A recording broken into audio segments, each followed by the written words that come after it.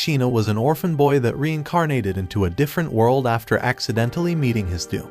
In this new world, however, the 7 gods bestowed upon him a cheat leveling system, granting him stats to become the most overpowered human ever. While walking home one day, Sheena saw people rushing out of a store chaotically, and 2 girls tripped right next to him. The thief waved his knife around and began sprinting towards the ladies. But instead of abandoning them, Sheena rushed towards him, tackling him down. He screamed at the girls to escape, but before he knew it, he began bleeding out of his stomach, causing the bandit to run away in fear.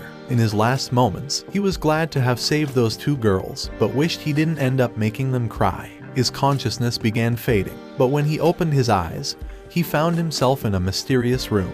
A maid began crying and calling him Cain, confusing him. Mommy milkers came to hug Cain, asking him if he remembers his mother. None of this makes any sense to Cain, but when he takes a single glance at the mirror, he begins panicking, wondering who he's become. After being in a coma for a week, the maid thinks that his fever is messing with his memory. His mother asks Sylvia to go and prepare him soup, and after they leave the room, Cain still has no idea how he's become a child. He wonders if he's an anime protagonist in an isekai. This guy's onto us. Without wasting any time, he begins investigating his entire room to find any overpowered weapons, but it appears he still has an Asian persuasion. Sylvia thinks he wet himself, but poor Cain cries for losing all his manhood. After she left the room, Cain was able to extract all the information he wanted out of her. His name is Cain Gon von Silford. What a fucking name. A 3-year-old boy born to Garm and Sarah with a sister called Riani. However, Garm is a top G and has a second wife, Maria, and she's given birth to his 2 older siblings. His father is a high-ranking margrave and commands an army to protect his kingdom's borders from a forest of monsters. Cain is excited to hear there's monsters, but the maid tells him there's adventurers who can wield magic,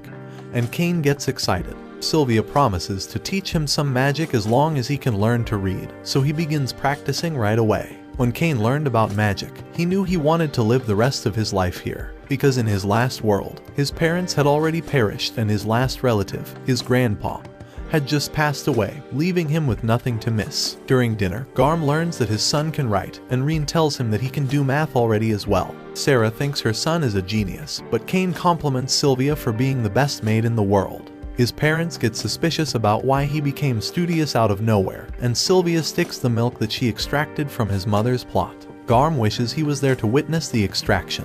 Cain explains that he just wants to learn all about this world so he can become an adventurer, and Garm commends him on being so motivated. To help him pursue his curiosity, Garm allows him to read all of his magic books, but warns him that he won't be able to use magic until he's baptized at the age of 5. His mother thinks he won't be able to use magic until then anyways, but the mischievous plotmaker is already cooking up fire with his hand.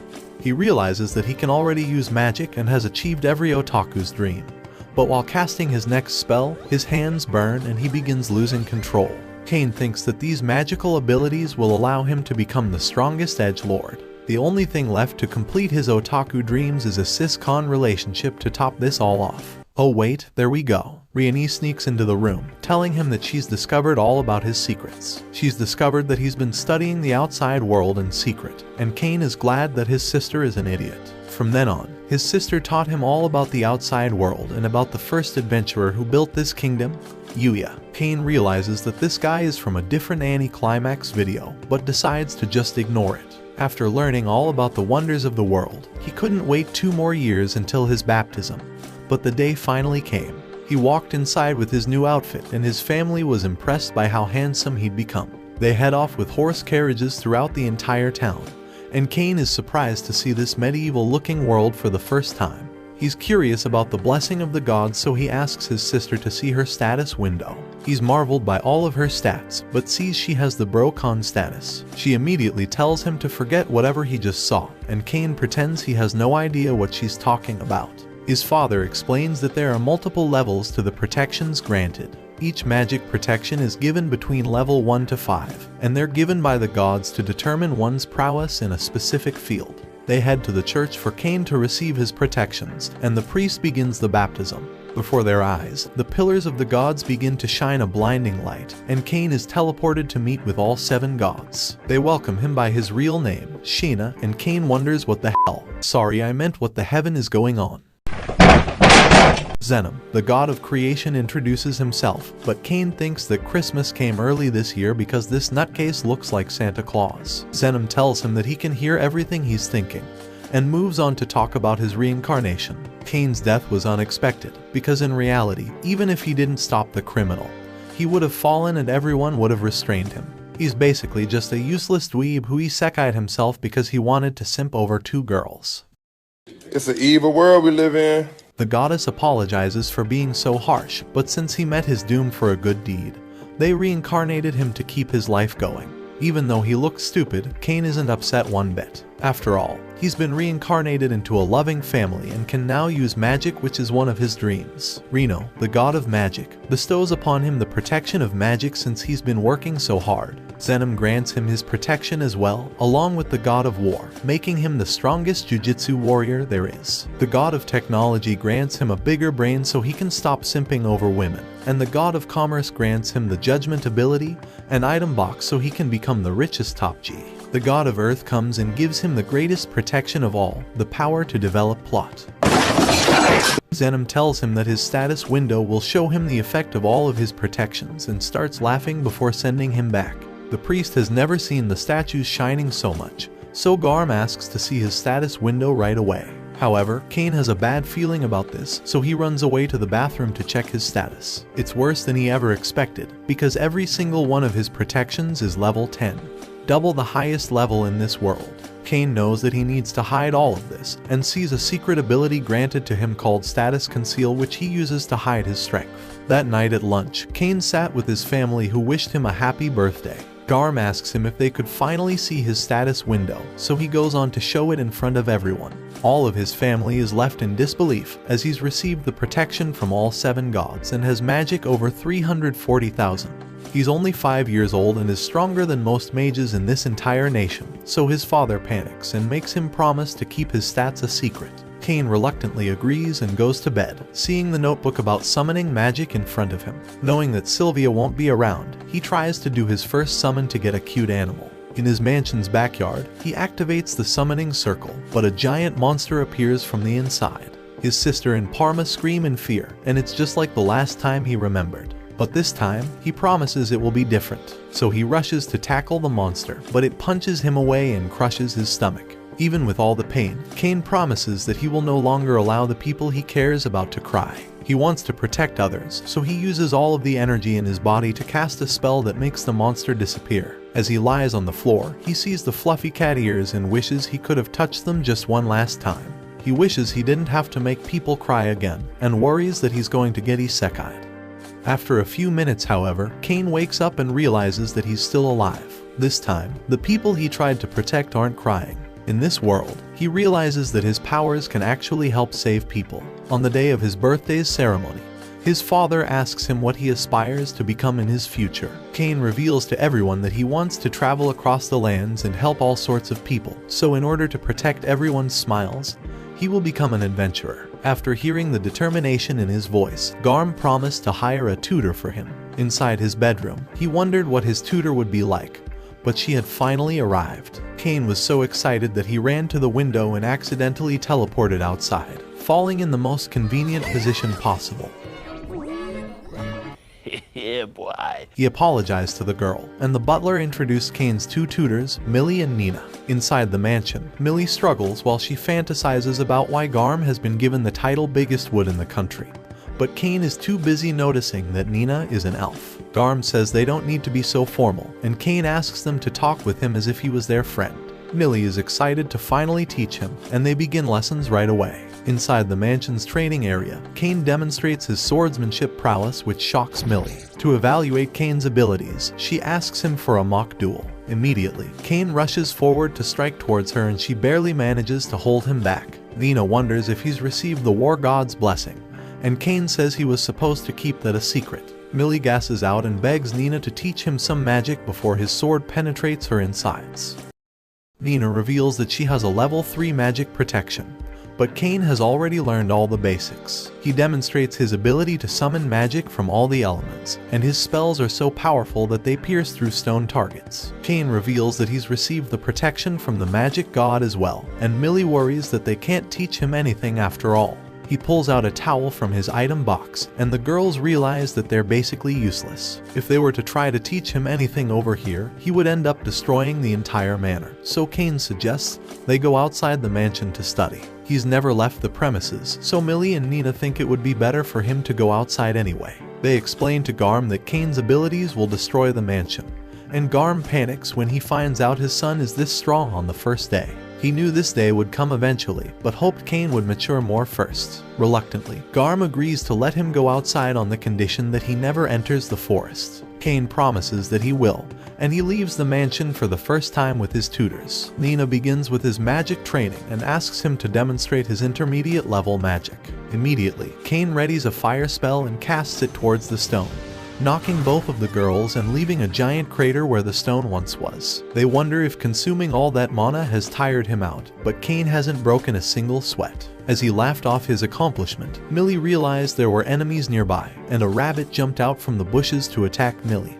But her attack missed. It rushed towards Kane, but he dodged the rabbit and shot air bullets to defeat it. Millie wondered if he was going to sell the drops, but Kane wanted to show it to his family, so he stored it in his item box. Millie is amazed since she's been saving up for years to get a magic bag, a less powerful version of his item box. In the meantime, Nina uses her search ability to scan within 300 meters for monsters. Kane thinks what she did was cool, so he tries to copy the same spell, casting it to locate the exact location of the 4 rabbits, surprising Nina that someone could even count the specific number of monsters. He runs towards it, and Millie tells her that she should just give up already. They defeat all of the rabbits together. However, one of them runs away and Kane tries to pursue it, but Millie warns him to never go inside the forest since it has legendary monsters living inside. Every few decades, all the monsters try to break into the city, which is why their wall is so fortified. Kane realizes how dangerous it is, but wishes to one day explore it on his own. That night, he realized that he'd already reached level 8 after beating just a few rabbits. He investigated the reason for his massive level up, and saw that the God-chosen title granted him 100 times more XP. But not only that, each level up granted him 100 times the ability points. Kane's power has already surpassed most humans, and he's realized that the entire nation is going to try and get rid of him if this continues. A few months later, Millie takes Kane to the Adventurers Guild so he can fight some stronger monsters. Inside, Roxanne. Sorry, wrong show. Inside, Ruby. Wrong show again. Rudy asks what brings them here today, and Millie wants to acquire some quests that would be perfect for Kane. However, a man comes and mocks Millie and Nina for being D-rankers and babysitting a child. Since she's a D rank, he tells her to ditch the kid so he can show her what a real D looks like. Nina tells him to back off, but Cross is fed up with her disrespect and picks her up while 2 others restrain Millie. As he's about to grab her face, Kane holds his arm and says that he will not allow him to treat his tutors like that. Millie begs Kane to run, but Kane tells him that he needs to start training, and smacks him in the face. Cross recovers and tries punching him, but Kane evades and destroys his footwork, saying that his name is Kane.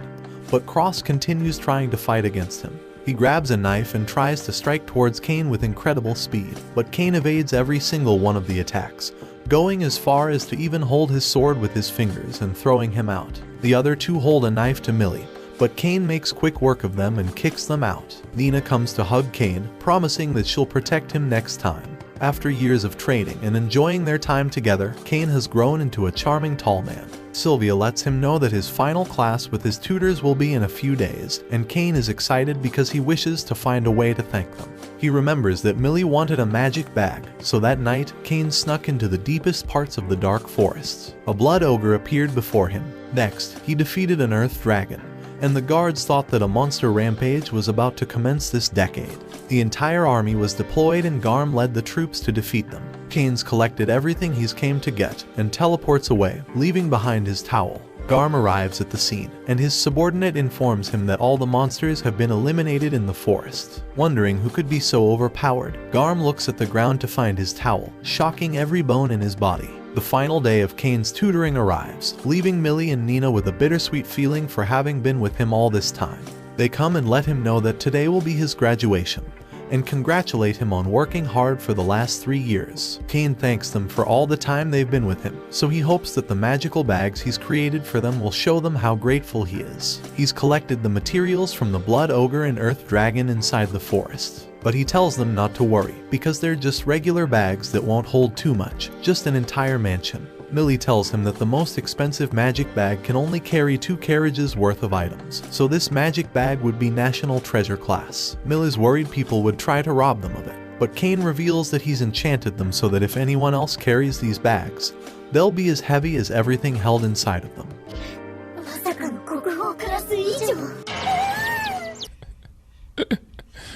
Sensational. Millie and Nina thank him for doing all this, and they both get on their knees for him.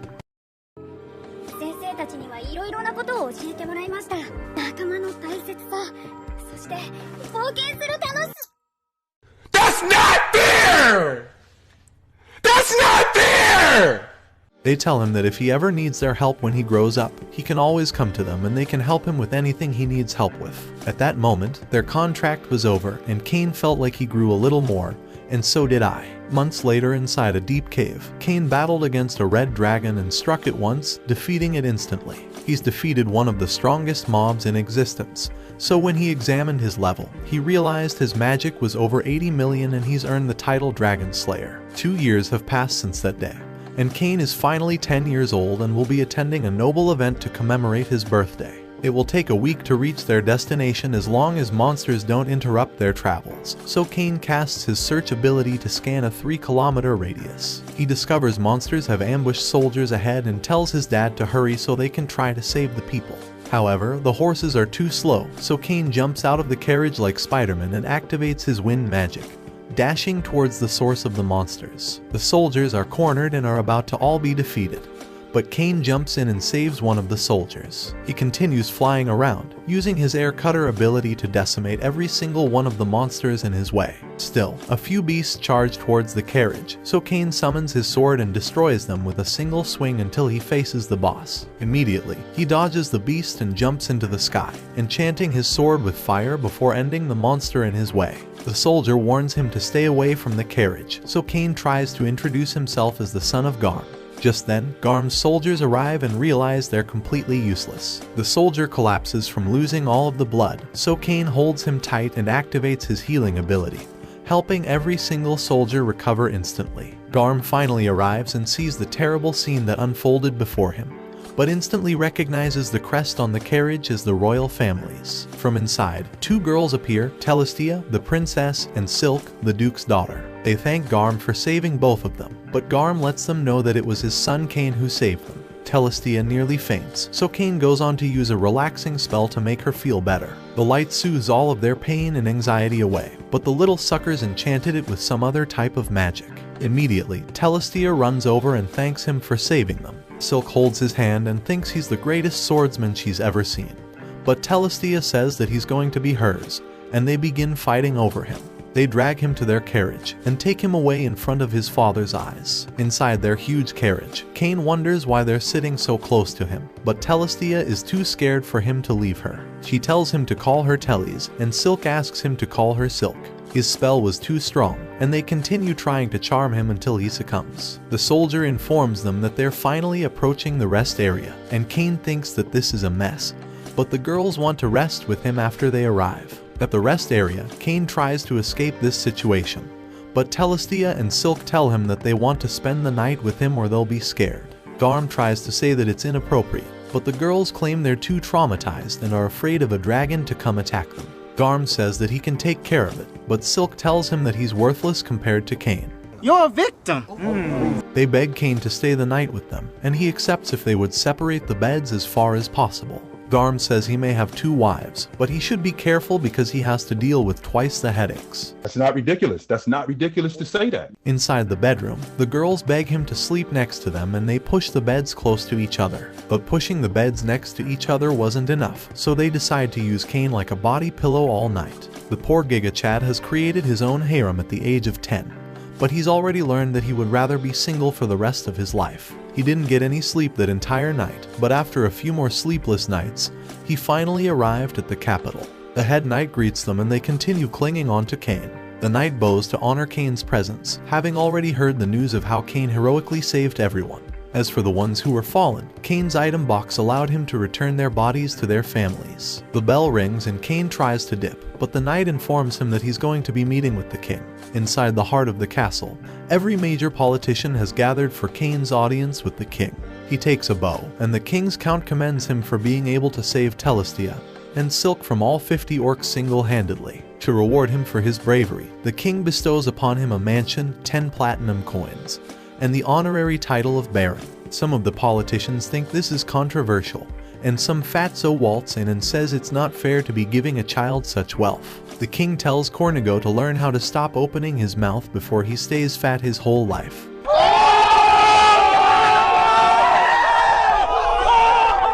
The king says he would have never been able to save the girls in his position. This kingdom needs more knights like Cain, so the king's decision will not change, sending Cornigo running away. The king asks if Cain will accept. With no room for objection, Cain humbly accepts all the awards. But the king isn't done with him and wants to talk with him in private. Garm and Cain wait to meet with him, and his father congratulates him on getting his own mansion before his other boys. The king enters along with the two girls, and Cain realizes that he can't tell the king about his daughter calling him daddy last night. The knight thanks Cain for saving his daughter, and the duke also expresses his gratitude for saving his daughter, Silk. The king tells him that there's something important that he's come to discuss, and asks him if he would take his daughter's and the duke's daughter's hands. He wouldn't be married yet, but they will wait until he's an adult. After all, he linked arms with them and slept with 2 unmarried ladies. No one will ever take them as brides now, and he'd better accept this offering before he faces the wrath of the gods. Earlier on, this genius idea was concocted by the count to investigate the true identity of Cain.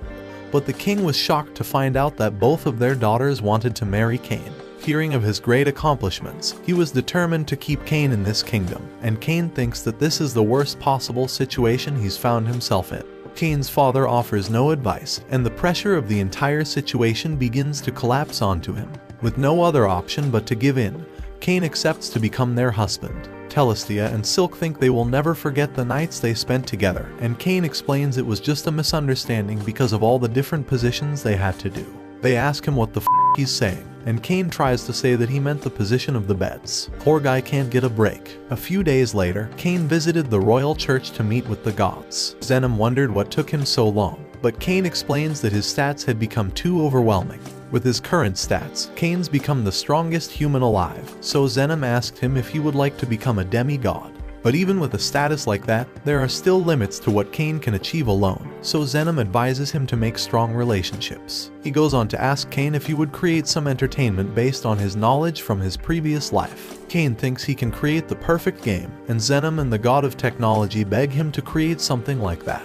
Later that day, Rieni was shopping for some clothes, and Cain has had enough of her bro-con obsession. He ran out and noticed Parma outside, the girl he saved 5 years ago. Her uncle, Tamanis, introduces himself to Cain and is shocked to find out that he's a noble. Cain asks him to just treat him like every other kid and asks him to browse his shop. It's an antique store where every item is crafted by Tamanis, so Cain asks him if he could make a special order for him. Tamanis is interested, so Cain shows him the blueprints of the game he's trying to create. With such an interesting concept, Tamanis thinks this would be a great hit, so Cain asks him to create a prototype and pays him a full gold coin for it. Tamanis couldn't accept such a high payment, but Cain tells him that he should treat it like an investment into their relationship. Tamanis humbly accepts and promises that he will create the best game board for him. Cain is glad and leaves the store, but finds out that Rieni is ready to destroy him for disappearing on her. She asks him why he didn't see all the clothes she tried on for him, but Cain says she would look like shit in all of them anyway. Emotional damage! Rieni is glad to hear that her brother thinks she's ugly, because she's going to teach him the hard way what he's supposed to say to her. This bitch is scary. She spends all night trying on different outfits to try and impress her Oni-chan and will now punish him by having him try them on. However, Sylvia comes in to save the day and informs him that Tamanis has finished the prototype. Inside his shop, Cain is amazed that it looks exactly like the Reversi he imagined. They spend the afternoon playing the game together, and Tamanis thinks this will become the next trend and is positive it will become a bestseller. Cain suggests they create a fancier version for the nobles, since he's sure the wealthier people will want a fancier product. To begin with, Cain suggests making 50 of the noble version and 1,000 of the normal version. Tamanis thinks he's a genius, but his company can't afford to create such a large inventory all at once, so Cain smashes some gold coins on the table like a top G. Tamanis promises he will create all of the boards as quick as possible. To make sure their product isn't stolen, they create an off-brand patent by presenting the board to the commerce god and vow their commitment to the contract. The board begins to glow a golden hue in front of them, fulfilling their contract with the gods. Cain makes one more request and asks him if they could create an extravagant game for the royal family. Tamanis is honored that his company would ever be considered for such a project, and Parma thinks he's amazing for having connections with the king. Cain thinks she doesn't even know half of the story, because the gods are probably enjoying the game he just created for them. The next day is the debut ceremony, so Garm warns Cain to watch out for parents introducing their daughters to him. Cain says he won't because he's a top G and will create the largest harem, and Garm is shocked that his son is so ruthless. Inside the castle, Cain sees Cornigo with his children and thinks he looks nasty. The Duke and Silk meet each other, but his smile scares Cain. The Duke thanks him for saving his daughter and hopes they will have a favorable relationship, and Cain realizes that he's screwed, but he won't back down. In front of her own father, Cain tells Silk that she's the most beautiful girl in all of the lands and promises that he will never leave her, unlike her father's ex-wife who cheated on him because he was so useless and ugly. Emotional damage! Her father went on to say, "You're ugly, you're disgusting, I'm gonna kill you, give me $200. Garm won't allow someone to roast his own son, so he tells the Duke that he's Silk's real father. It's an evil world we live in. They walk off and Garm tells Cain that he definitely destroyed every bit of his confidence, and Cain says he's glad he was born to such a gigachat. These fuckers are straight up savages. The royal guards blow the trumpets and the king makes his entrance. Cain doesn't care about anything he's saying because he's too smitten with the princess's beauty. After his speech, Cain greets the king and says that she's more beautiful than a goddess and her presence has him choking harder than she. He decides to not say that part, but then Cain promises Tellys that he will never leave her, unlike the queen who's constantly sleeping with the royal guards. Who hurt this dude? The king tells Garm that he's a worthless dad for raising such a mistake of a child, but Cain goes on to say, I'm about to end this man's whole career.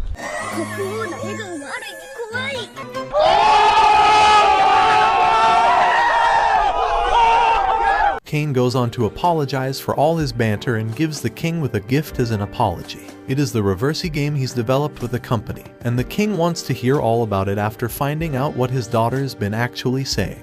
He commands him to come to his room later or he'll be executed, and Cain reluctantly agrees. Garm asks Cain when he became such a business magnate, and Cain says he needed to do this in order to take care of his mansion since he's richer than his own broke dad. Garm accepts the insult since all he's ever desired was for his children to become more successful than him, but wants Cain to make sure he can make friends with children his age. Cain is glad to have such a caring dad who helps him roast everyone, but just then, Silk comes and tries to steal him away. They sit together and Silk tries to make sure Tellys doesn't have a chance with him, but Cornigo's children come to interrupt their party. The guy says that she's wearing a beautiful dress, but Silk does her best to not say a word to him. One of his lackeys tells Cain that he should get out when Habit is having a private conversation. Cain tries to introduce himself, but Habit tells Cain that he should apologize for bothering Mrs. Silk, upsetting her. Cain tells her that he'll make Habit apologize first, and he tells her that he's being rude right now. Habit is infuriated and tells Cain to meet him in the parking lot, but they don't have cars in this world, so they meet in the field. Silk is worried that Cain is going to be destroyed, so she does everything she can to hug him, but Habit is tired of not getting any attention, so he tells them to begin the battle already. Silk doesn't give two shits what he's saying and hugs Cain tighter so he can protect her. Cornigo's lackeys get angry and they do some rain dance to make the lightning strike towards them.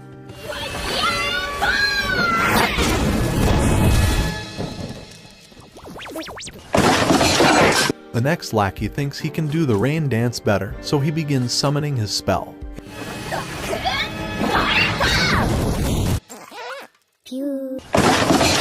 Silk tells them to stop all this crap already because Cain isn't just any ordinary child, he's a baron. Silk says that he's the third son of Margrave Garm. Silk says he saved the princess from an army of 30 orcs. She tells them his name is Cain.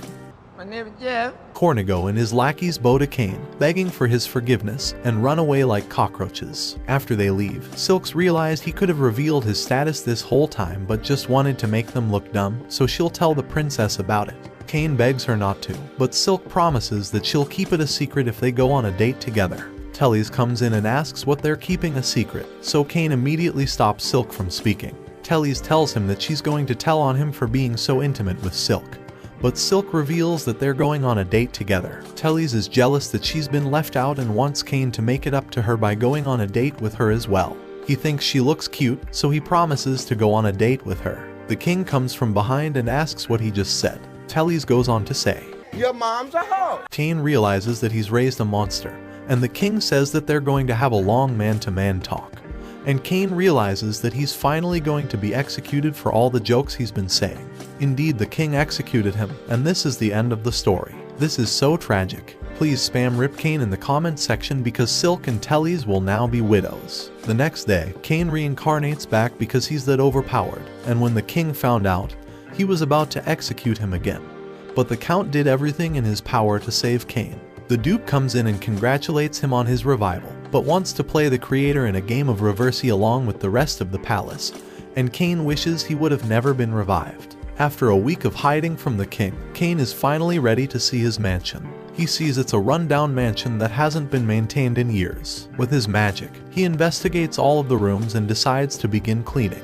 With his magical powers, the entire mansion along with the backyard is automatically cleaned and repaired. Every one of the rooms returns to brand new, and Sylvia has finally made it here. She was extremely happy to hear that she's going to be his personal maid, so she's brought along an entire harem of maids and a butler to help him take care of all the nobility matters. Sylvia tries telling the maids to begin cleaning right away, but they tell her that there's not a speck of dust anywhere. Kane reveals that he cleaned everything up with magic, and Colin is surprised how nobody was shocked with his abilities. Sylvia begins preparing to receive all PF Kane's items, and Colin tells him to start heading home. Kane has completely forgotten that his older brothers will be coming home today. Back at Garm's mansion, Kane's brothers congratulate him on getting his own mansion before any of them, and they're glad that he's their younger brother. Kane shows his family around his new mansion, but Garm is confused because he remembers it being completely run down and destroyed.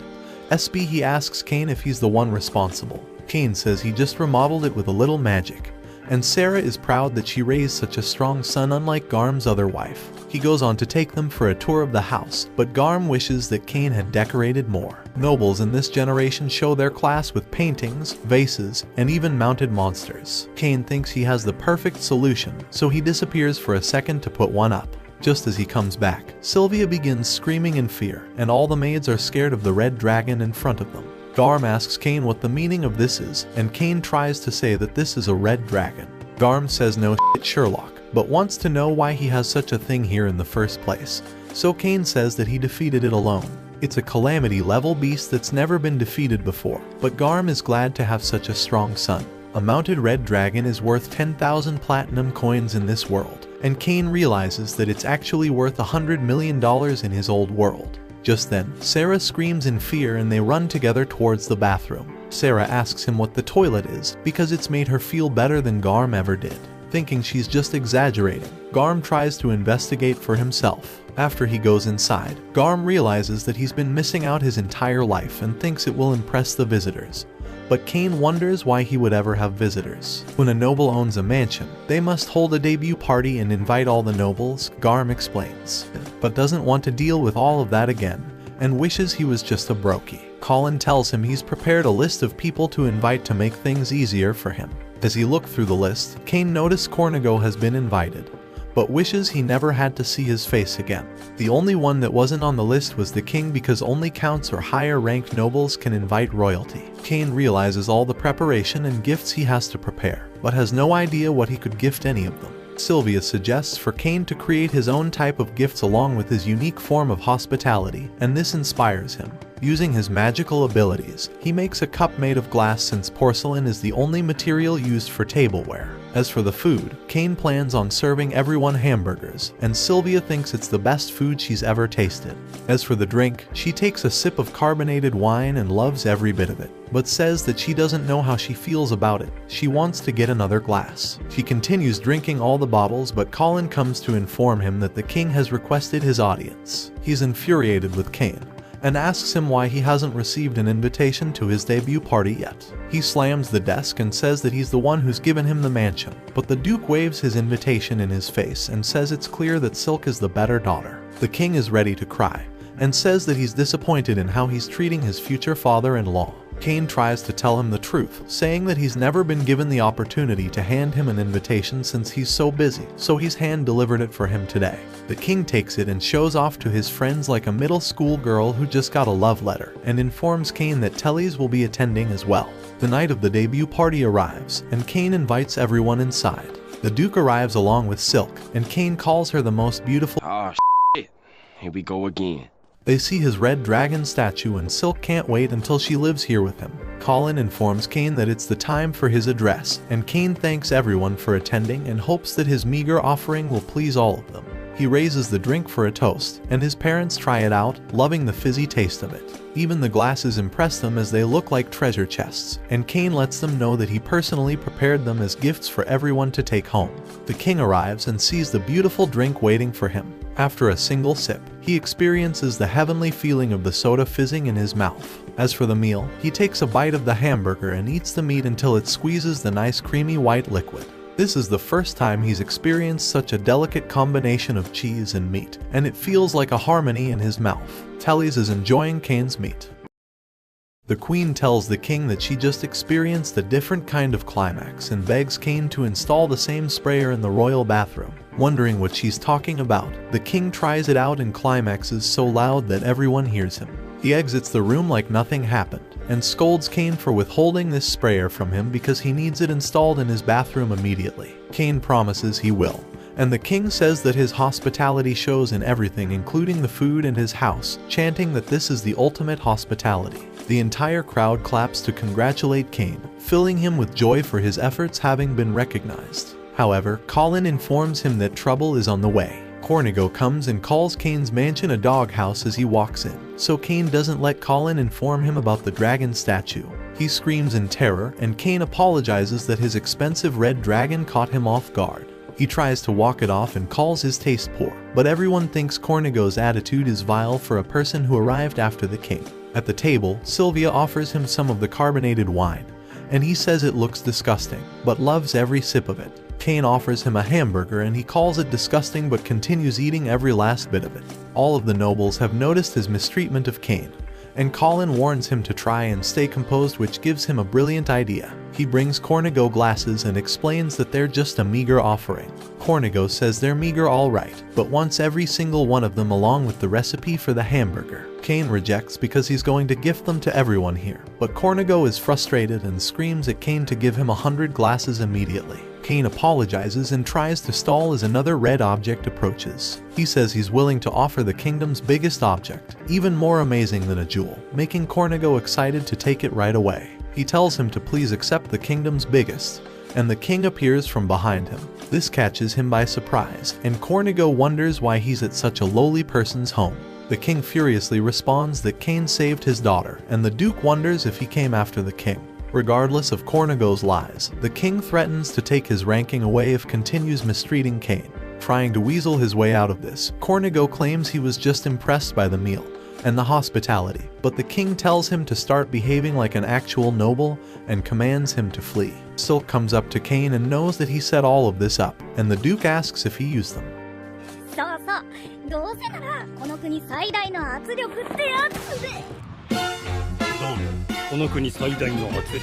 Congratulations, you played yourself. A week later, Cain was walking when he was approached by Captain Dime. He was sent by the Prime Minister to leave some monster materials, so Dime leads him to the storage room. However, Cain thinks that this room is way too small. Dime is caught off guard and wonders if they're all the size of the red dragon in his mansion.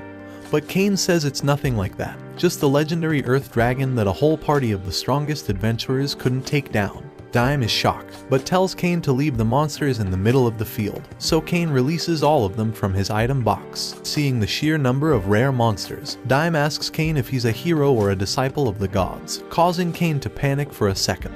He says goodbye and tries to leave, but Dime asks him if he would like to train with the other knights and meet their leader. Cain realizes he's in deep once more. This was how the entire army was facing off against him, but let's see how this started. Dime had introduced Cain to the rest of the soldiers and informed them that they will be dueling him, but one of the soldiers wonders if they should really be battling against a 10-year-old. Since he was so worried, Dime suggested for him to fight Cain first. The soldier allows Cain to have the first move, and Cain happily agrees. In an instant, he activates his boost ability and vanishes before the man's eyes, defeating him with a single slash. Cain thanks him and begins trying to leave, but Dime says that he should try fighting all of them at once. That was how we ended up in this situation. But just as Cain was about to be destroyed, the leader screamed at all of them to hold their position. She asked them why the entire army is about to fight a little child, and hugged him to try and comfort him. Cain is too bewildered by her being an elf, and she asks Dime why he's put the child in this situation.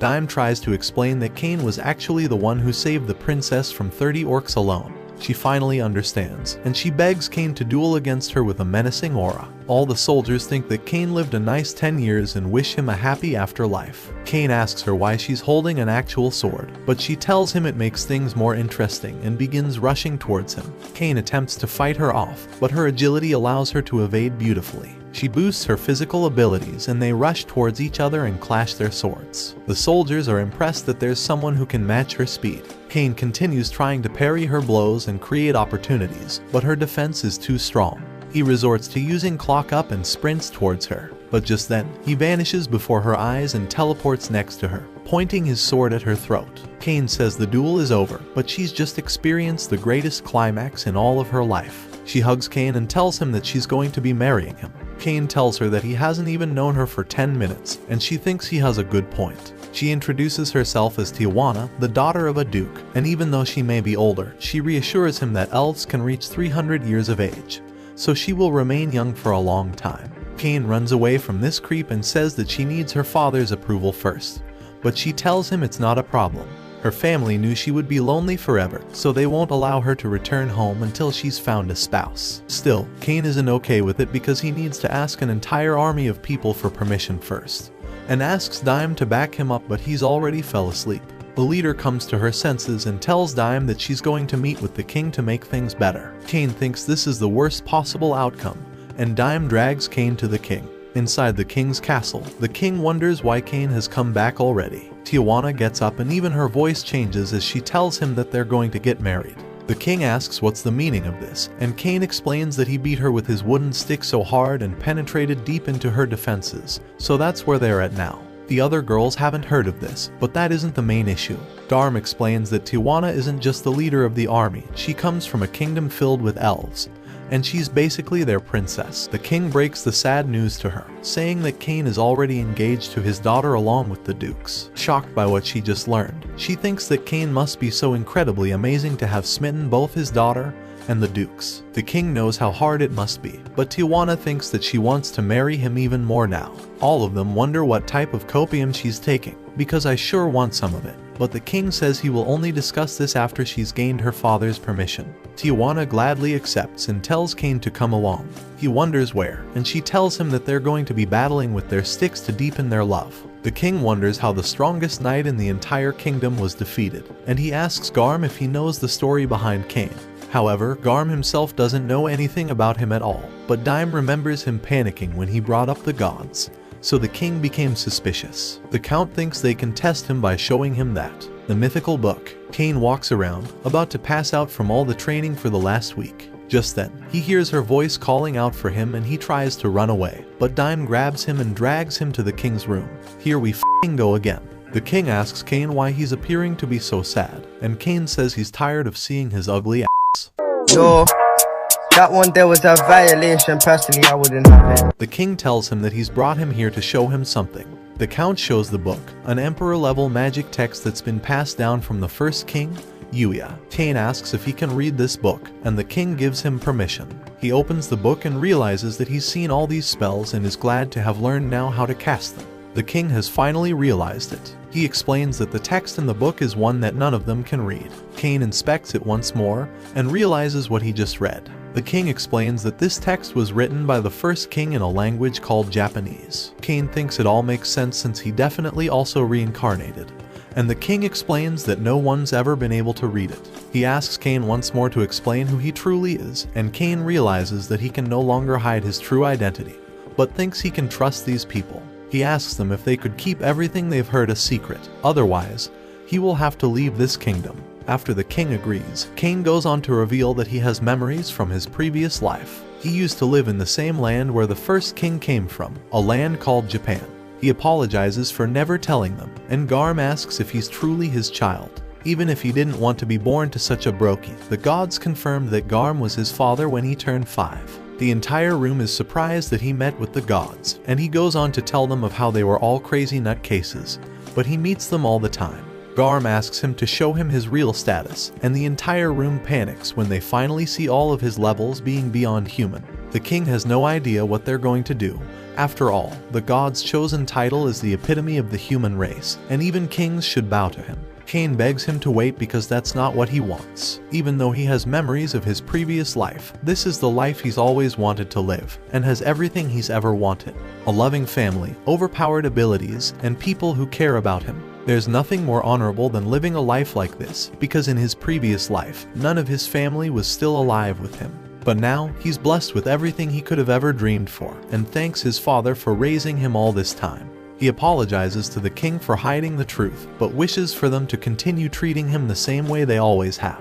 The king humbly accepts, and promises that he will be treated the same way as everyone else. However, he wonders if Cain should just be the king instead. Just then, Tijuana enters the room and shows him her father's consent to marry Cain. Here we go, another f***ing girl to the harem, and she takes him away with her. The Duke tells the king not to worry because Cain will always be the same way he always has, and the king thinks they can truly trust him. He commands everyone in the room to keep this matter a secret. His only wish is for Cain to protect this kingdom, his family, the girls he cares about, and anyone who may ever need his help.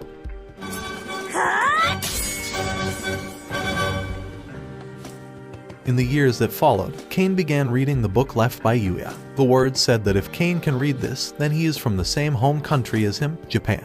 This book contains all the information about Yuya's life, including how he was isekai'd by Truck-kun. Unlike Cain, however, he wasn't reborn and was rather just summoned into this new world. Just as Cain kept reading, Silk and Tellys came and thought he was studying for the academy entrance exams. They begin offering to study with him, but Cain tells them that he doesn't have time to deal with their bullshit today. They ask him about tomorrow, but he runs off and says some other time.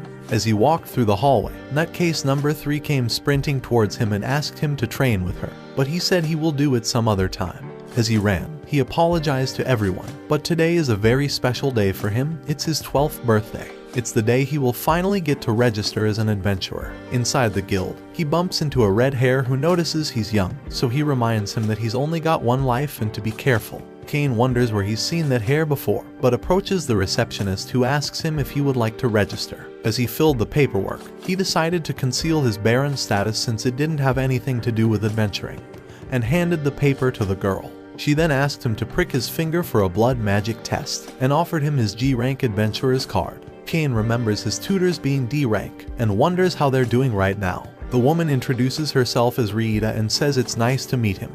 But just then, 3 guys come up and tell her to ditch the brat and hang out with them because they'll keep her company all night. Cain thinks, "Ah, shit. Here we go again."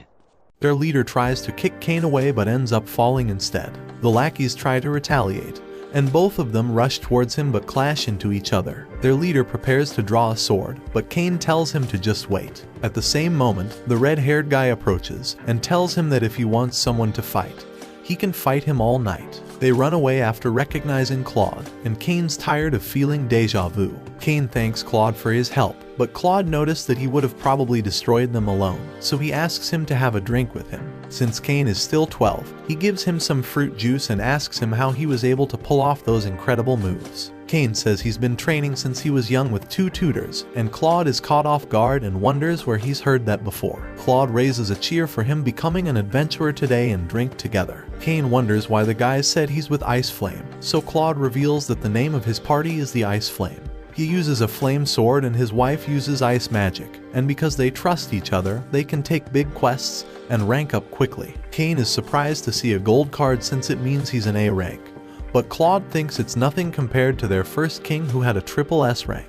Just then, a wand hits him in the head, and his wife asks him why he's drinking. Claude introduces his wife as Lena, and she slams his head to not change the subject. Cain tries to introduce himself and tells her that Claude saved him, and she thinks he's a cutie. If there's any guys who bother him, Lena says she will take care of them, but Claude reveals that Cain would have covered the floor with blood if he hadn't stopped him. Lena hits him in the head and tells him to stop drinking before she covers the floor with his blood, and drags him away by the ear. Poor dude was never seen again after that day. Cain wonders what quest he should take as G rank, and wonders if he should just start by transporting items with his item box, but thinks that would be too boring. Instead, he sees a quest about defeating as many goblins as possible with no upper limit on the reward, so he takes that quest right away. Excitedly, he runs out of the guild, but Tijuana comes running after finally finding him. She asks him what he's been doing, and he reveals that he's going on his first adventure today, so Tijuana gives up all of her obligations for the day. Cain tries to run away, but Tijuana drags him away again. Poor dude was never seen again after that day. Deep in the forest, Tijuana is excited to spend some alone time with her husband in such beautiful scenery, and drags him away while wondering where the goblins could be. Cain uses his search ability and discovers the goblins to be ahead, so Tijuana tells him she will rush there,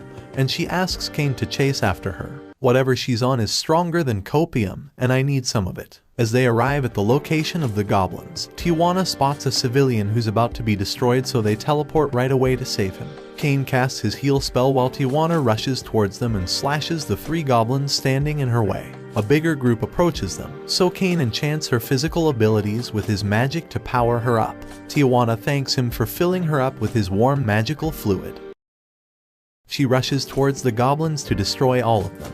Whether it's in sickness or in health, she vows to stay by his side and wants his blade for their first joint task. This bitch is psychotic. Cain wonders how he's always ending up with these nutcases, but the green lizards appear and Cain tells her that he will take care of it. She runs away with the man, and Cain casts his light ball, along with an ice pillar to destroy every single one of the green lizards. Tijuana thinks she has the best husband ever. Later that day, Millie and Nina wonder why there's a giant crater here instead of the green lizards, and Nina wonders why she's feeling deja vu. Inside the guild, Cain reveals that he's defeated the green lizards and wonders if he would be able to get the rewards even though he didn't claim the quest. Rita is confused because defeating a group of them is usually something done by C-rank adventurers, but Cain explains that he defeated about 30 of them. Rita is shocked and runs to the chief to tell him the situation.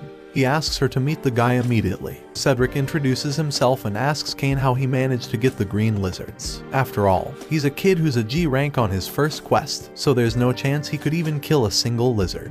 Rita tells Cedric that it's wrong to be accusing him of cheating, and Cain agrees, saying he defeated them normally. Cedric says that he was registered as a commoner, so he's likely just trying to swindle reward money, and screams that he will have his guild card removed. Cain thinks this is the worst situation ever, but just then, the guild master enters and the chief tells him that the brat over here is a cheater. The guild master sees Cain and thinks he looks interesting. He sits down and asks the chief why he thinks Cain is cheating. He hears out his reasoning and tells Cedric that he's got a lot to learn. He tells someone to come in, and Tijuana enters and yells that she's glad to see her husband. Cain tells her they were supposed to keep their engagement a secret, and pushes her off to ask her what she's doing. Tijuana says she's here to warn the guild about all the orcs and lizards, and the guild master reveals that he's a baron. The chief is surprised, and the guild master tells him that he was the one to save the princess and Silk from the orcs. He goes on to say that he's the son of Margrave Garm, and if he marries Tijuana, they will become brothers-in-law. Cain is surprised that he's Tijuana's brother, and the guild master asks Cedric if he's going to continue insulting his brother-in-law. Cedric instantly bows his head, and Tijuana says that usually a commoner insulting a noble would get executed, but Cain says he would never do that. He accepts his apology and asks him to avoid making accusations in the future. The guild master tells Cain they will gladly accept his lizards, but he won't be able to stay at a G rank, so as a token of apology, he promises to raise his rank to C rank immediately. Tijuana thinks that it's too low since he's already defeated a red dragon and beat her in duels. Cedric wonders just how strong this guy is, so Tijuana's brother agrees that he should raise him all the way to A rank. He commands Rita and Cedric to take care of the paperwork, and Tijuana's brother apologizes on behalf of his subordinate's rudeness. He thanks Kane for being understanding, and for taking care of his sister because she probably strong-armed him into this marriage. Tijuana tells him that they've already performed love's first joint task, and Kane thinks she's going to be giving everyone a misunderstanding. However, her brother knows better than anyone how lonely and stupid his sister is. Kane is glad he isn't the only one with some sanity, and the gods think that Kane truly never changes. The god of magic wonders why Zenom chose to double all of his protections, and Zenom tells them that he needs to become even stronger. Aaron's seal will be broken soon, and the world will be in trouble when that happens. It's been 300 years since he was sealed, so Kane needs to be trained even more before Aaron comes to destroy the world's peace. There's only one way to train Kane, and all the gods agree to have Kane train underneath the mysterious man. After oversleeping on the day of his exam, Sylvia breaks in and panics because she didn't wake him up early enough, so she offers her maid milkers for breakfast. However, Kane runs away and she cries because he only likes mommy milkers, but he tells her that he'll drink her milk later. He teleports to the exam site, and while walking to class, he wonders why Tellys and Silk weren't taking the exam with him.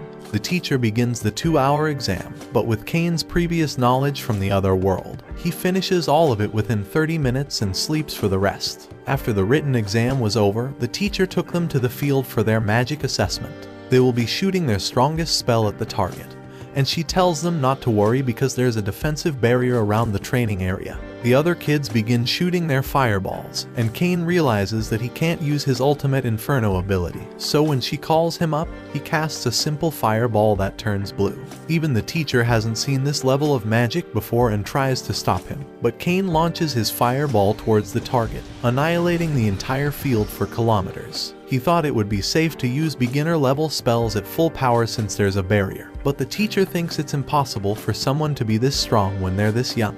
She rushes to make sure no one was harmed, and tells them to begin the swordsmanship exam for now. At the new field, the professor introduces the adventurers who will be conducting the exam, and Kane notices Claude is one of them. He wonders what Kane is doing here and decides to duel him, saying he's just trying to assess his abilities. Knowing that he's an A-level adventurer, Kane activates his boost ability and rushes towards Claude. They clash against one another and Kane parries every single one of his attacks. While they continue sparring, Kane begs Claude to relax since he would have destroyed any other student. But Claude is enjoying this and activates his boost ability. Even with his enhanced speed, Kane manages to fend off all of his attacks, but worries that he'd break the other kids' bones with his strikes. The teacher yells at them to stop their sparring because all of the kids have just pissed themselves. Claude realizes he's taken it too far, and promises to have another sword fight with Kane later. But the teacher comes and tells him that the exam is over and that he should only come back for the results. Kane realizes how bad this is, but Claude pretends like he didn't cause a problem. At home, Sylvia asks him if he's ready for some maid milk, but Kane tries to ignore her and says he finished the exam and that everything went just right. She's happy to hear this and wants to give him some milk to celebrate this success, but Kane thinks he's not hungry. Why the you lying? Why you always lying? She gets angry because he's clearly lying, and runs away crying to never be seen again.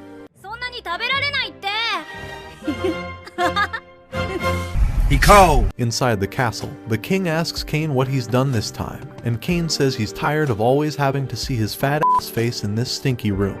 He's so angry for constantly dealing with all this bullshit that he wanted to destroy the entire school, and make the king pay for all of it. And if the king won't stop having these visits, then Kane will use his emperor-level magic to destroy his entire castle. The king tells him to shut up already and asks where he took the exam. Tellys and Silk didn't see him, and Kane remembers not seeing them either, saying he entered through the south gate and never saw any of them. The king asks Kane if he knew that the academy has 2 entrances, and Kane reveals that he knew the north one was for the nobles while the south one was for peasants. The king asks his dumbass which one he took, and Kane realizes he's been destroyed. He tells Kane to stop talking shit and says that his father should have raised him better. He's caused so many problems that when the teacher approached the Duke to tell him about the incident, he knew it was Kane being the usual moron, and started laughing because he was going to destroy him with this information. After the Count revealed the repair bill, Kane wished he was nicer to them now, so the king asks him who the ugly ass is again.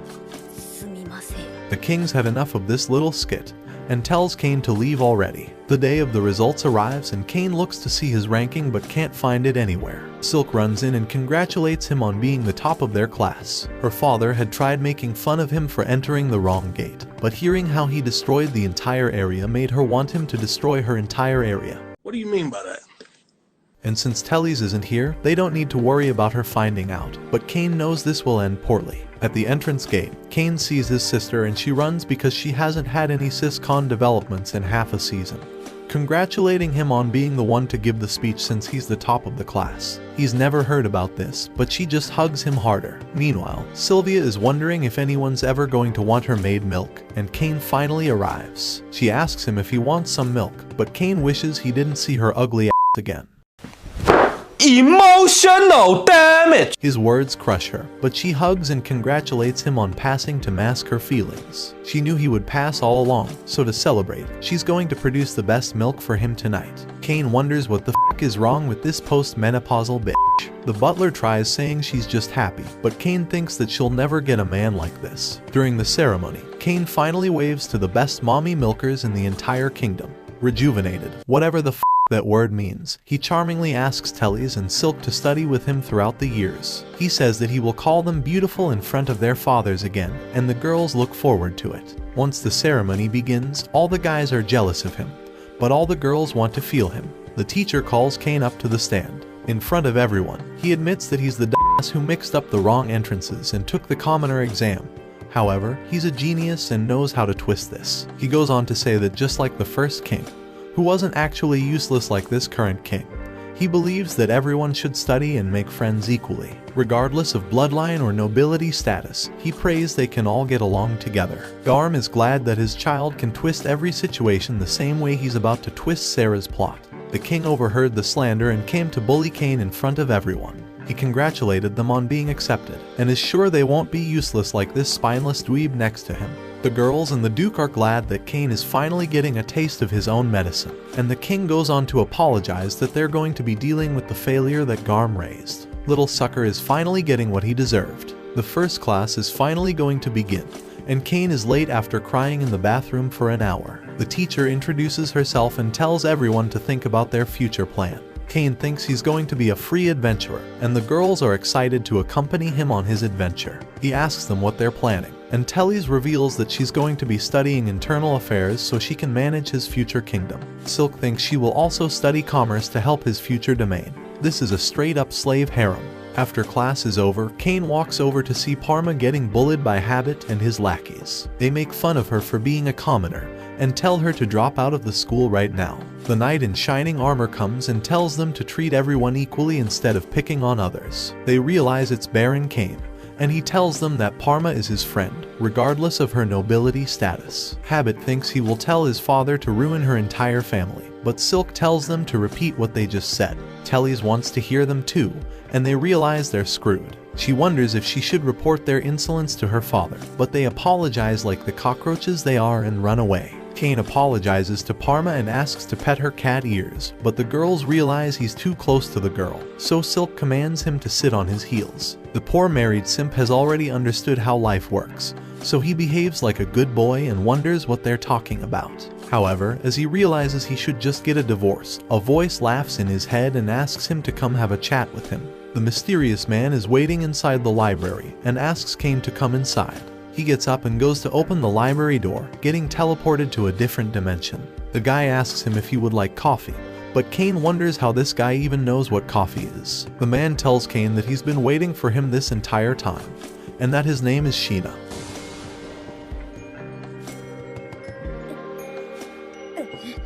The mysterious man tells Cain that there's no need to be guarded. After all, he knows that Zenom reincarnated him here. Cain wonders how he knows the gods, and the man finally introduces himself. He is Yuya, the first king of this country. Cain remembers reading all about him in the Emperor-level text, but wonders if he's a ghost since it's been 300 years. After inspecting him using judgment, he sees Yuya has the special title God of Creation. The world they're currently in is Fabnail, and since Yuya created it, he's the god of creation of this world. Zenom and the rest of the gods wanted Cain to be trained, but he thinks that he's already the strongest person alive. Even with his power, however, Yuya asked Cain to try stealing the cookie, But as he leapt forward, Yuya unsheathed his sword to prevent Cain from moving. Cain wondered why he needed to be this strong, and Yuya told him that there's someone he needs to fight. 300 years ago, this person made all the people in the world fight each other. Using an oracle, he sowed the seeds of distrust among everyone, subconsciously forcing them to fight. That man is the evil god Eren, and Yuya narrowly managed to seal him away 300 years ago. But recently, that seal has started to loosen, and since Yuya is a god of this world now, he can't interfere in that world, so it's all up to Cain. However, Yuya tells him that his previous life will come into play and teleports him to the middle of the ocean. He promises that he will teach Cain more if he completes the task and disappears. Cain begs him to tell him more right now, but Yuya only gives him a compass that points back to his mansion. His mission will be to level up to 600 if he even wants to stand a chance against Eren. And since Cain is only level 300, he wonders what'll happen to his school if he will be gone for a long time. Yuya tells him not to worry since a year in this world is equal to one day there and disappears. But Cain begs him to wait a minute. Yuya teleports back, telling him he can either do it or don't. Cain's realized that he has no other options, so he rushes into the forest. A serpent appears to attack Cain, but he dodges all of its attacks and rushes to slash the giant bear standing in his way. It has been less than 5 minutes, and he's already faced countless S-rank beasts. Back in the other world, Sylvia panickingly opens the door to see Tellys and Silk. She apologizes for panicking because she hasn't seen Cain all day, but they tell her that they haven't seen him at school either. After hearing that, Sylvia worries he's been kidnapped or imprisoned, or even stuck in a ditch. But Tellys tells them that he's fine because he always manages to find a way out of everything. If they wait here, she's sure he will eventually appear. A giant bear is about to devour Cain, but he annihilated it with his magic. It's been 4 months of being stuck in this forest without any sleep, so his mind is starting to break. He hears a puppy whimpering and begins walking towards the source of the noise. Once he arrives, he sees the tiny white puppy who's been injured badly and thinks that he will put it out of its misery. But as he raises his sword, he sees the look on the puppy's face and remembers that same sad look on the girls' faces. Cain drops his sword and apologizes for scaring it. After all, he's always just wanted to protect someone. He hugs it close and uses his extra heal. But since it's not enough, he puts every last bit of his mana into healing it, and passes out after consuming all his energy. Hours later, the puppy defends him against all of the beasts, and Cain realizes that it was trying to protect him while he slept. The puppy jumps onto him and starts licking him. He sees that it's been alone all this time just like him, so he asks it if it would like to accompany him on his trip, and gave it the name Haku. It was the only sort of companionship that allowed him to continue moving forward, because no matter how bad things got, there was now someone he needed to protect, and so the years passed. Eventually, Cain finally made it to Yuya's mansion, and Yuya was surprised to see how much bigger he's gotten. It's been around 4 years, and he sees the Fenrir next to him, telling Cain that he's a legendary holy beast. If he's managed to gain his trust, Cain might be able to summon him at any time using a contract summon. So Cain gives it a try and Haku disappears. Yuya tells him he can summon him back at any time, but his training isn't over and he will be practicing under his teacher, Durain. Cain is excited to have a new master, but he first wants to learn about Eren and his previous life. Yuya remembers his promise and tells him that they will begin talking before he leaves. At the training site, Durain says that Cain isn't strong enough. Yuya is stronger than Durain, and since Eren is stronger than Yuya, Cain stands no chance. Cain tries boosting to hit Durain, but he instantly evades and delivers a devastating blow to Cain's guts, knocking him unconscious. He wakes up to a ceiling he's never seen before, and Haku comes to lick him. While going downstairs, Cain sees a hot elf girl, and she introduces herself as Ruri and promises to make him some food. The baby dragon sneezes and Cain rushes down to meet it, but Haku jumps on top of him out of jealousy. Why am I always getting deja vu? Rory's finished preparing the meal and Cain takes a bite, realizing he hasn't eaten something this good in years. Durain tells him to eat up as much as he wants, and Rory tells him she can give him some elf milkers if he wants some too. While preparing dough, Silk sighs in sadness, but Tellys tells her that she's sure Cain will be fine, so they should do their best to create something good for him. Sylvia tells them to hurry up and move their hands or her milkers will be the only ones that Cain gets to experience. The girls realize why this girl's never dated anyone. Durain continues beating Cain down, and he's glad that Cain's finally withstanding some hits. After months of this training, he's finally managing to get home on his own feet, and the baby dragon is still being a tsundere. After a year of training, Cain was still being beaten down,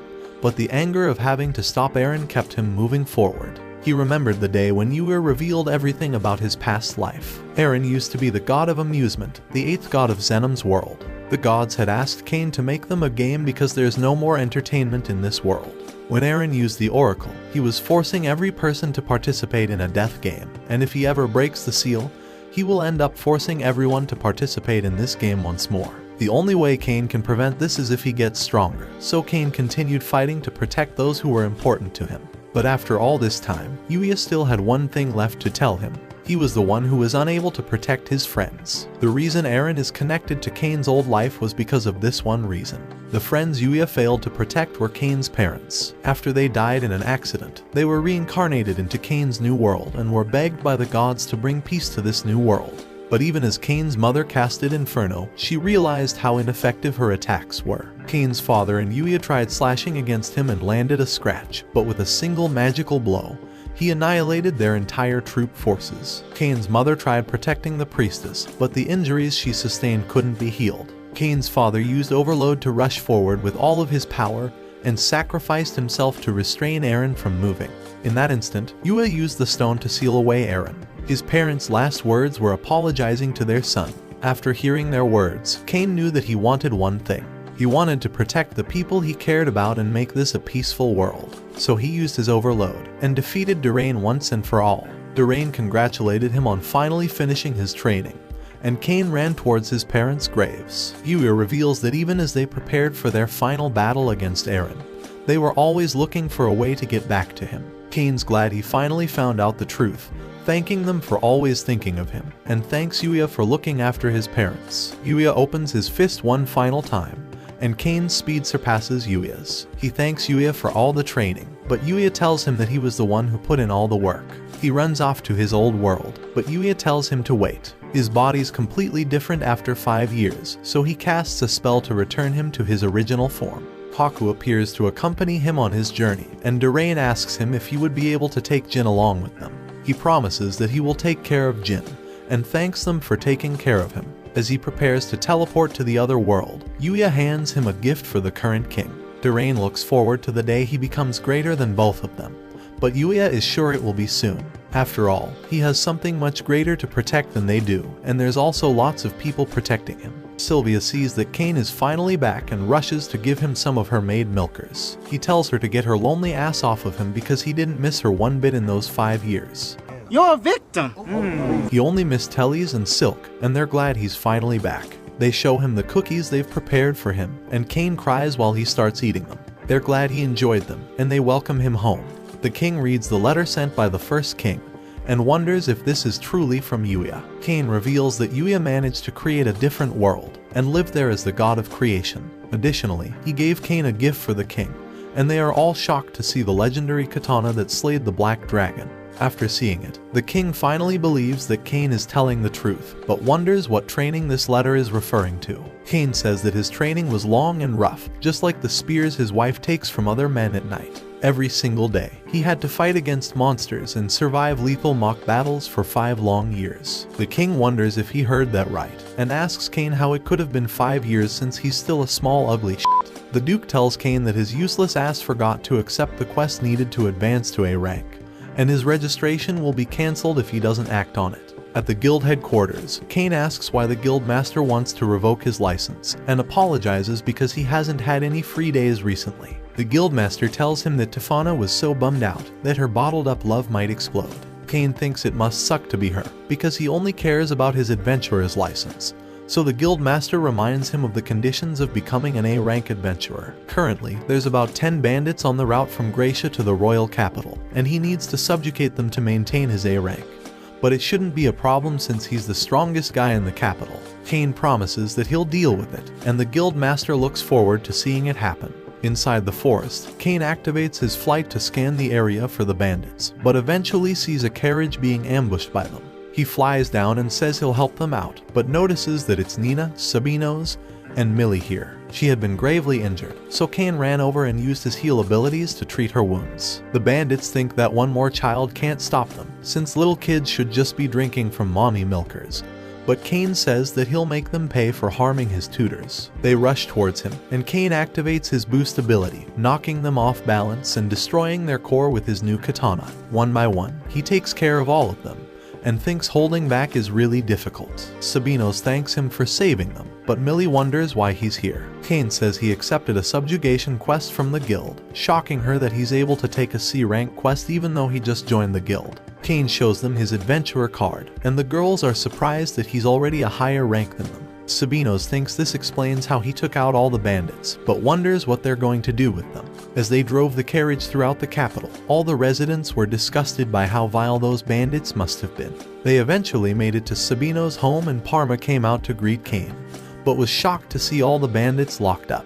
Her father explains that Kane saved them from all those bandits, and she thinks he's so cool for working even on the weekends like a proper baron. Mill is bamboozled that he's a baron now, and worries that she's going to have to treat him differently.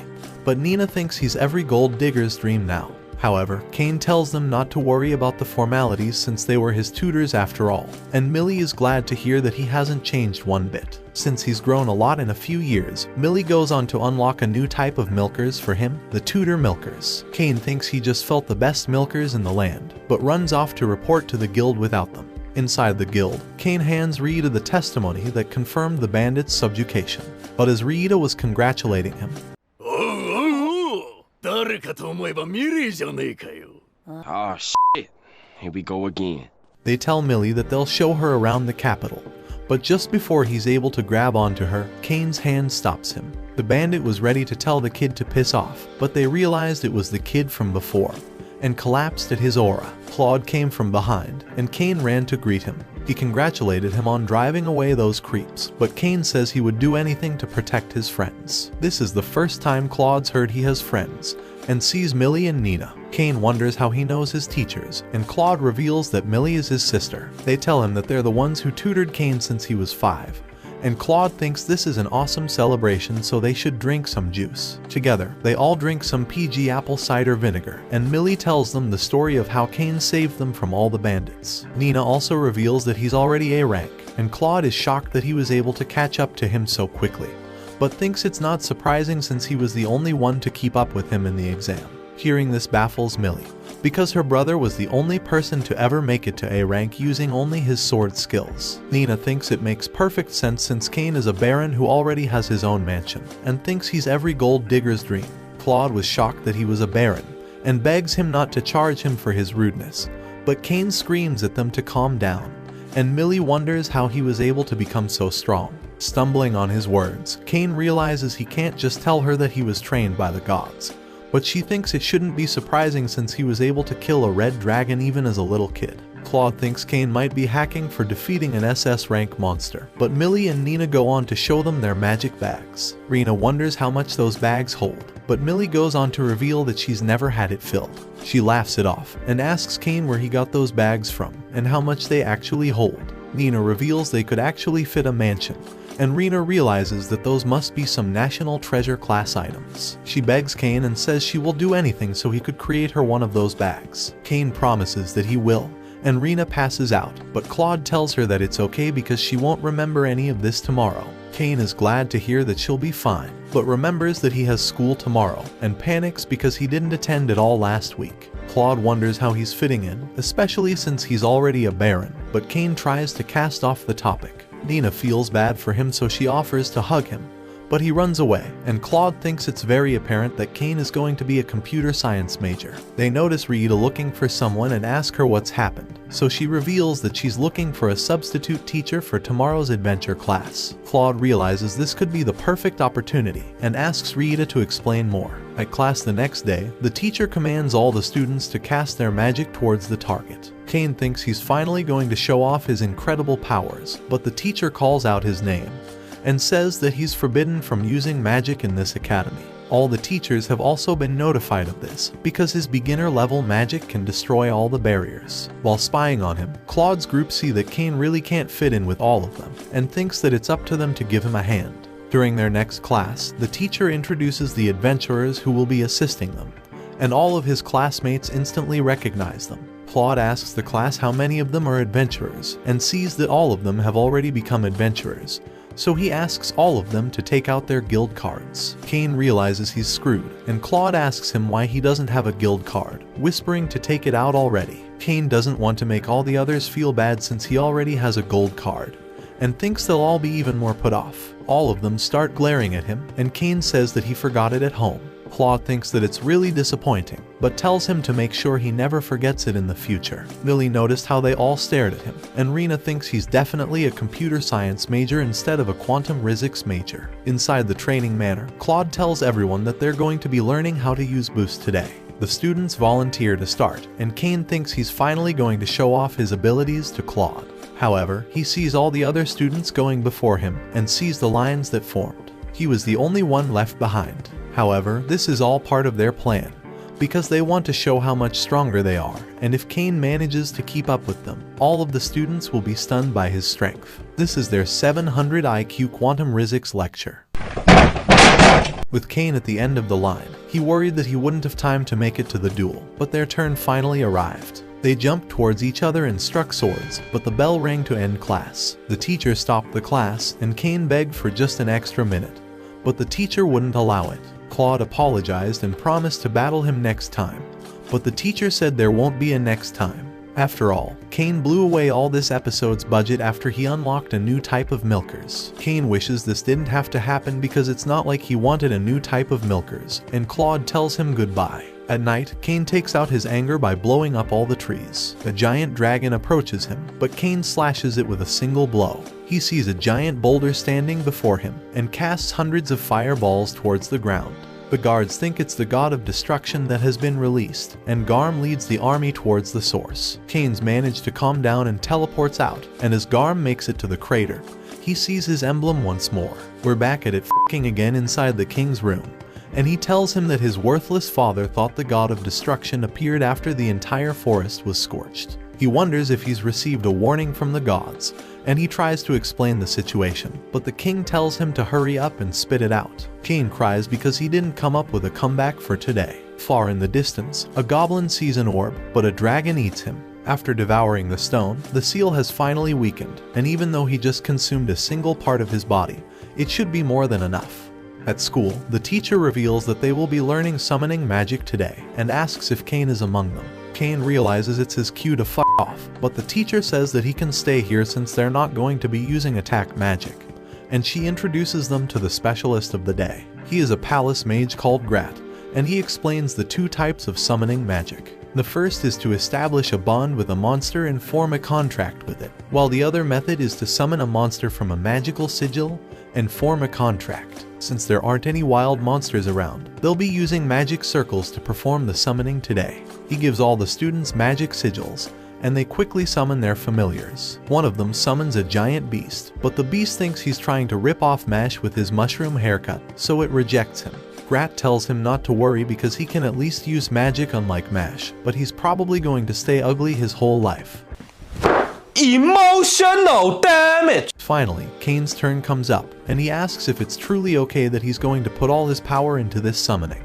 Grat reassures him, saying they'll just leave if they're not interested in forming a contract, so he can put all of his magic into it. Cain's finally going to use all of his magical power and activates the sigil with all of his mana. A blue light emanates with an intense aura, but Grat begs him to stop before it's too late. However, the summon has already appeared, and a strange man with horns wonders why a lowly human has summoned the Prince of Darkness. Immediately, Cain blinds everyone else, and he wonders if this man is truly the Prince of Darkness. The man casts a red flicker towards Cain, uncovering his status. He begins approaching Cain, so he draws his sword, but the prince immediately gets on his knees and apologizes, saying he will serve as the Chosen One's underling.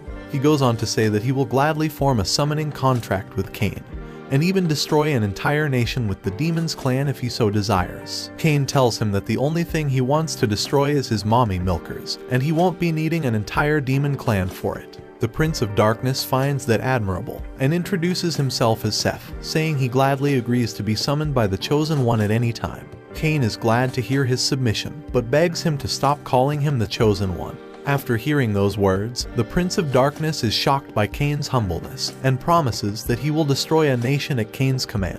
After he left, Grat wonders if he just heard the name Prince of Darkness, but Cain says he was too powerful so he couldn't form a contract. They decide to just go along with that story, and Cain is glad that he covered it up, but he was back at the f***ing king's room for the 69th time. The king told Cain that he was tired of having to roast him every episode, so he just asks him what he summoned at school today. Cain reveals that he summoned a demon, but the king tells him he was born at night, not last night, so he tells him to say the truth already. Cain confesses it was the Prince of Darkness, and the entire room panics. The king knows he wouldn't just send him back, so Cain explains that he also formed a contract with him.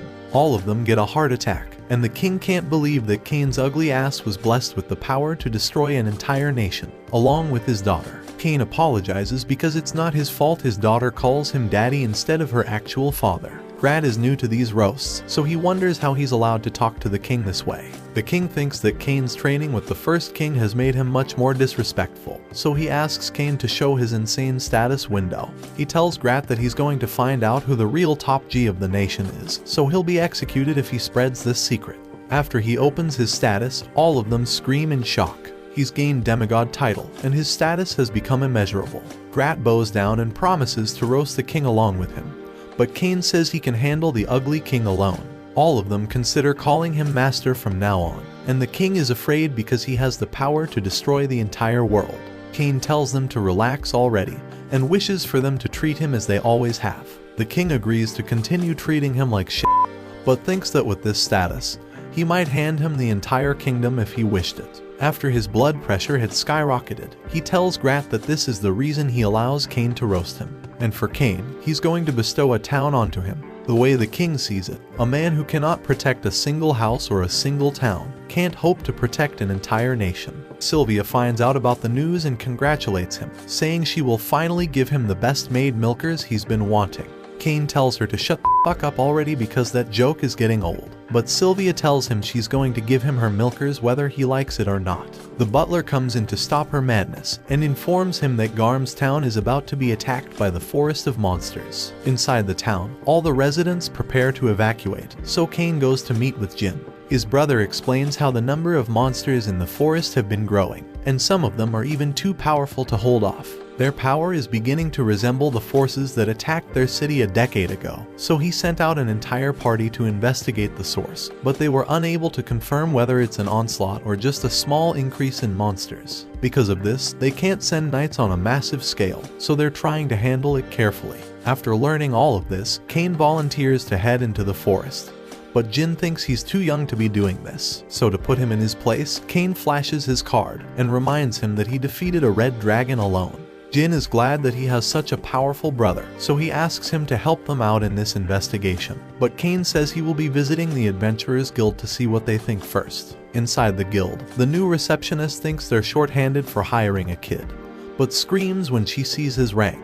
Rocks in, sorry wrong show. Ruby, wrong show again. How do I keep f***ing this up? Rudy apologizes for the new rookie's rudeness and welcomes him back, wondering what brings him here today. His brother had informed him that the forest is under trouble, and she tells him that all of the adventurers have been returning with severe injuries after venturing inside. Millie and Nina come inside, and Cain is glad to see them again. By them, I mean those two. He wonders what brings them here, and never fails to keep eye contact. Nina says they were called by the guild to create a strong party that will infiltrate the forest. Cain pretends to be sad so he can get a better angle, and Millie says that her brother and his wife will be joining them soon. Cain tells Rudy that he's going to investigate the forest alone, but Rudy begs him to bring someone along with him, so he tells her that he definitely has some companions. Inside the forest, he summons his two pets who begin licking him, but they remember that they are actually tsunderes, and Cain feels an ominous presence surrounding them. His search ability fails, and as he slays monsters, he continues feeling that something is watching all of his moves. He decides to summon the Prince of Darkness, and Seth gets on his knees to serve his master. Cain asks Seth if he could investigate the forest, and asks him if he feels something weird about it. After feeling the air, Seth senses an overwhelming presence with a massive number of monsters surrounding him. Even though forests might have a lot of monsters, this is not normal, especially with how high-leveled they are. To learn more, Seth asks Cain if he could summon a subordinate to help him out. After gaining his permission, Seth summons Dalmatia, and Alfred notices Cain standing behind him, shocked that Seth's formed a contract with the gods chosen. Alfred gets on his knees to serve him instead of Batman, but Cain tells them to just shut the f up with the references and investigate the forest already. Seth reveals that Dalmatia was one of the 4 heavenly kings and specializes in investigations. He promises to take care of it and opens a pit of cockroaches to search the forest. Cain is afraid and begs him to close it, so Dalmatia releases them away from Cain. They help him locate the numerous monsters lurking around them, and Cain begins taking them all down with a single strike. Dalmatia is shocked that this is the power of the gods chosen, and fears that he could have eliminated them in an instant. Cain teleports back to town, and Millie and Nina are shocked to see all the A and S rank monsters. Claude appears and they wonder where they found all those monsters, so Cain reveals they were all in the forest, but there's even stronger ones deeper inside. Dalmatia's insects have located something trying to intimidate them, saying don't come any closer. However, Seth won't allow anyone to intimidate him, so he asks Dalmatia if he's gone rusty. They're going to be infiltrating the enemy defenses, and he tells Dalmatia to think of this as physical conditioning to keep his old muscles strong. As they begin reaching the source of the monsters, Aaron's eye spots them, and he releases all of the monsters to devour the humans. Thousands of monsters begin rushing towards the town, and Seth teleports to Cain's location, saying that the onslaught of monsters has begun. Cain tells Rudy to inform everyone, and tells Claude to assemble the adventurers so he can keep the monsters from going into town.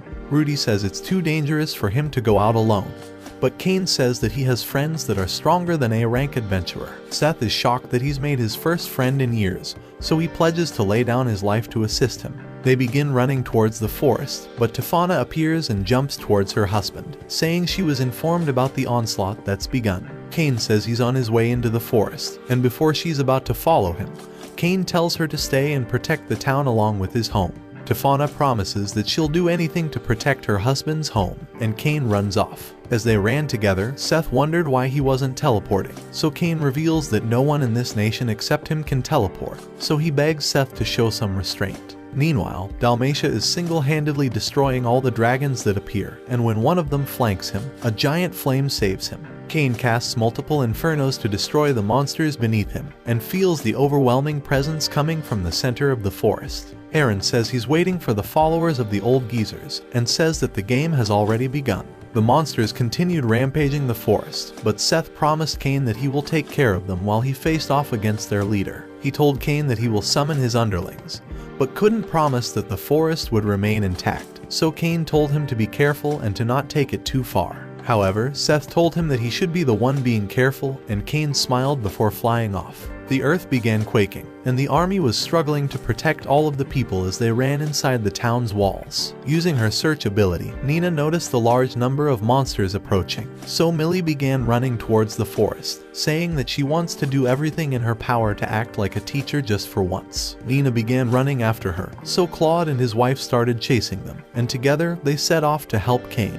While battling the monsters, Seth summoned his loyal subjects, and they wondered why he would summon the 4 heavenly kings, but noticed the ongoing chaos. Seth reveals that his only friend in life has requested for his help, and the kings are shocked to hear that Seth has managed to make a friend. Dalmatia says he was just as shocked to hear how Seth's loser ass managed to create a friend, and he went on to reveal that Seth had created a contract with him, shocking the 4 kings. They wonder how a person could possess so much power in order to form a contract with the Prince of Darkness, so Dalmatia revealed that the man is the great demigod, the one who is God's chosen. Seth promises that he'll explain everything later, but needs their help in the meantime, so they all rush in to assist him in fighting off the monsters. Meanwhile, Cain flies around while casting his inferno to rain fire onto the battlefield. The fire torpedoes begin annihilating all of the enemies, but a large purple blast shoots towards him that he narrowly evades. A second stream is launched, but Cain manages to cast Inferno to block it off. Once it settles, Cain finally sees the black dragon,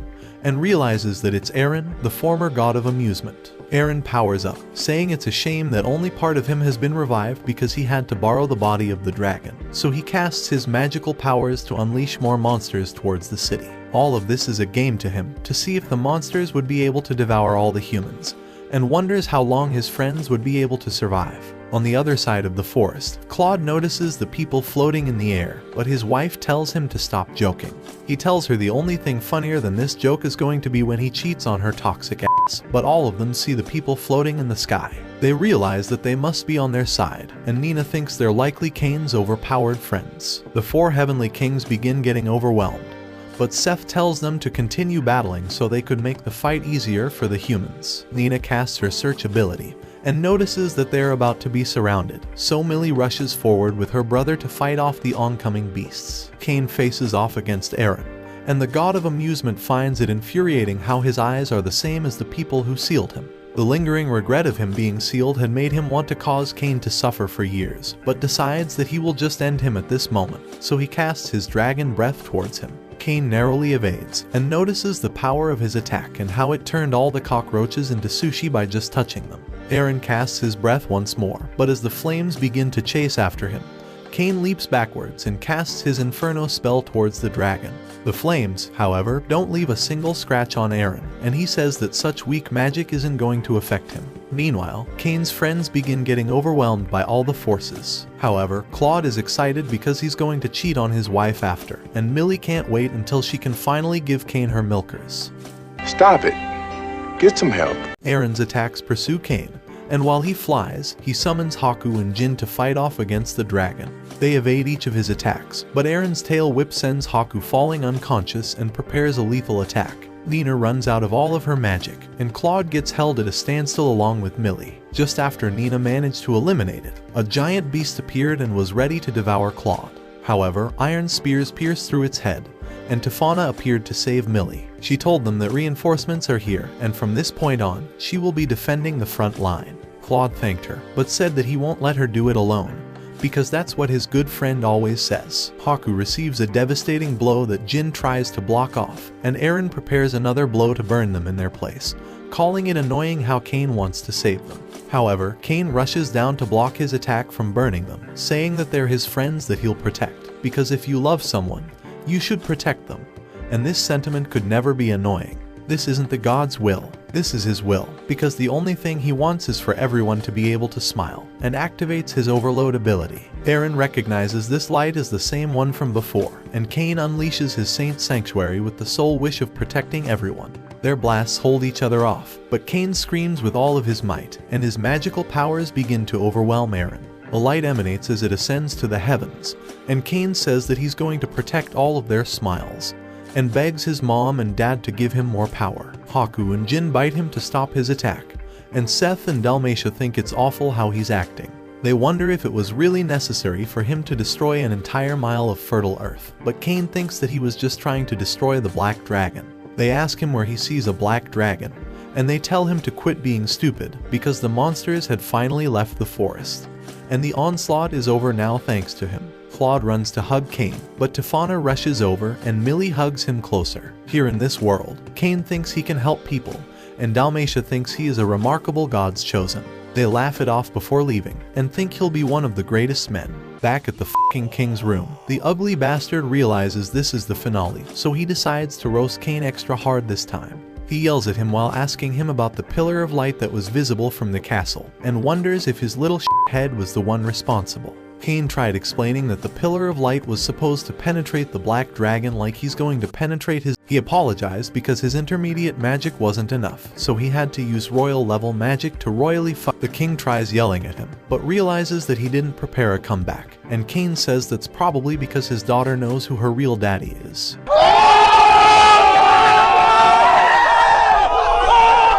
The king is completely clapped, and thinks he's finally given up, admitting defeat. After all, he's going to be marrying his daughter anyway, and wonders what he could give him for his victory. The count says he could give him a domain, so the king decides that he will reward him for his exploits with a domain of his own. Cain appears before the king in front of everyone, and says that the only thing he will be exploiting is his daughter's.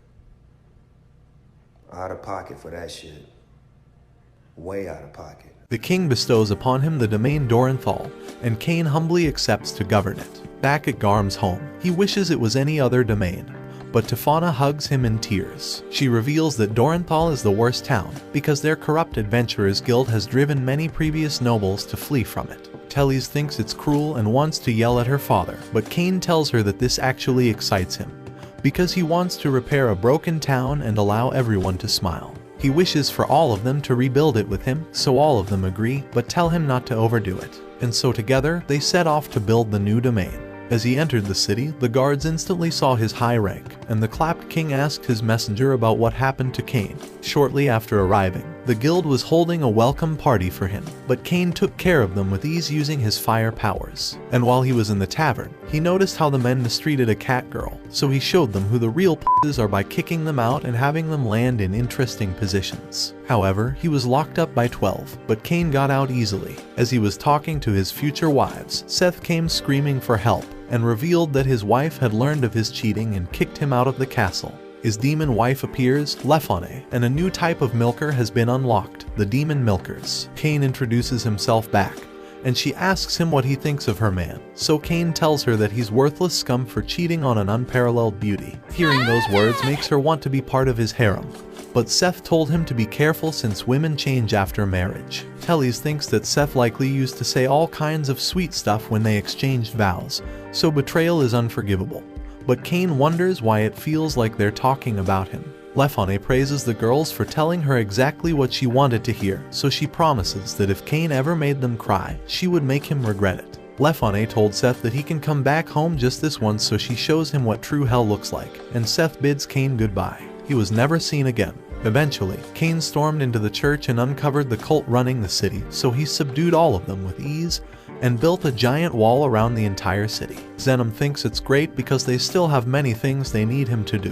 Tifana and the girls were shocked that he was building a castle even bigger than the king's, but the young Chad laughed it off because he knows he's bigger than the king in more ways than one. They wondered why this was necessary, and Cain thought it was because he reincarnated into this world with all his past memories, and became an off-the-charts noble with level 10 protections.